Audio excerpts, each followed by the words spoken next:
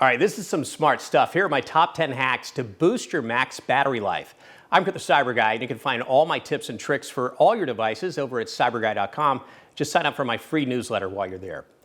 First, are you turning off your computer? A restart can fix a lot of your computer's problems. However, turning it off completely overnight or even for a minute before you turn it back on can often help you keep your battery and computer healthy.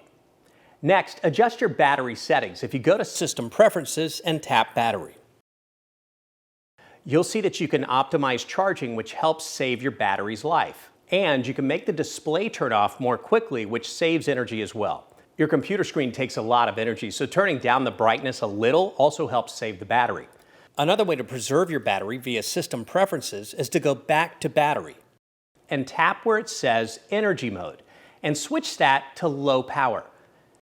Next, be sure to close out apps that use significant energy. You can check this by tapping the battery icon on the menu at the top of your screen and see if any apps are listed.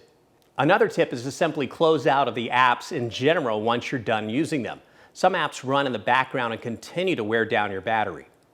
Be sure to also unplug other accessories like external batteries. Charging other devices from your Mac's battery will drain it more quickly. A great way to keep your Mac's battery healthy is to keep all your software up to date on your computer. If you're still finding your battery isn't lasting long enough, check your battery's health.